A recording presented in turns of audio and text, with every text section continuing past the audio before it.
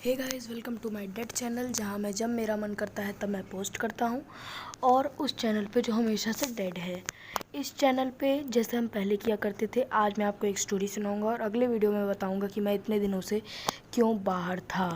मैं एक horror story सुनने वाली जिसका नाम है डाइनिंग टेबल। तो ये वही घर है जिसके बारे में मैं तुमसे बात कर रहा था।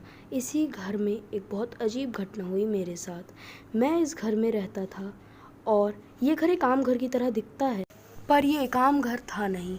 ये एक ऐसा घर था जहाँ पे जो मुझे सबसे ऑकवर्ड बात लगती थी इस घर की, वो था इसका डाइनिंग टेबल, जो कि इस घर की मुझे सबसे ऑकवर्ड बात लगी थी।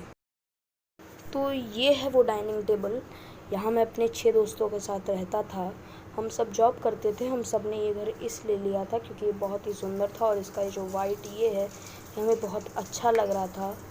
और इस पे हम लोग हर दिन शाम को साथ में खाना खाते थे। और एक दिन ऐसा हुआ कि मुझको बहुत ऑकवर्ड फील होने लगा। और एक दिन नहीं, फिर हर दिन ऐसा होने लगा। और हर दिन बार बार ऐसा लगने पे मैंने इस डाइनिंग टेबल पे बैठना छोड़ दिया। और मुझे होता ये था कि जब भी मैं इसके अपने आसपास देखता था, जब भी मैं बैठा रहता था, तो मुझे हमेशा ऐसा लगता था कि कोई मेरे आसपास है और वो या तो मुझे बुला रहा है या तो फिर मुझे घूर घूर के देख रहा है, जो कि एज़ यूजुअल एक बहुत ही क्रीपी चीज़ है। और इससे मैं बहुत फ्रीक आउट होके, कभी कभी तो हम लोग खाना भी नहीं खाते थे।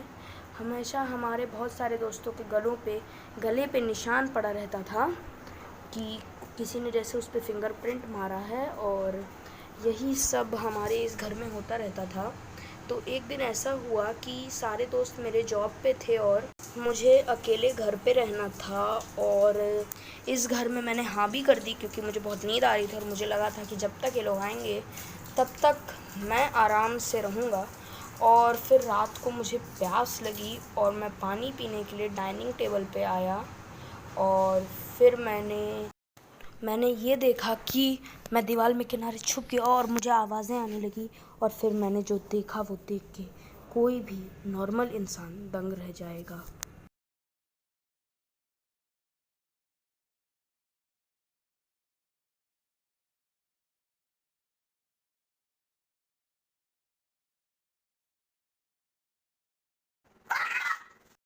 उसने मुझे देख लिया था। मुझे भागना होगा। मैं भागा। मैं वहाँ से निकलते जितना जल्दी हो सके उतना जल्दी एग्ज़िट की तरफ गया। वो मेरे पीछे चिल्लाती हुई आ रही थी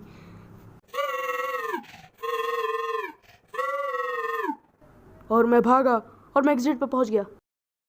मैंने एग्ज़िट पे पहुँचते सबसे पहले अपने सारे के सारे दोस्तों को फ़ोन किया और उनको बुलाया और इस घर को खाली करने को कहा।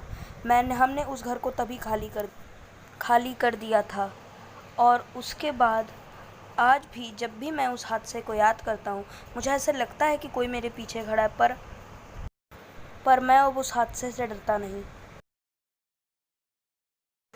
खैर, अब ये तुम्हारा टाइम है कि इस वीडियो पे जो भी हम लोग ने मेहनत की है, यानी कि मेरे और मेरी बहन ने, उस मेहनत को सपोर्ट करके इसको एक लाइक और मेरे चैनल को सब्सक्राइब करो। बाय।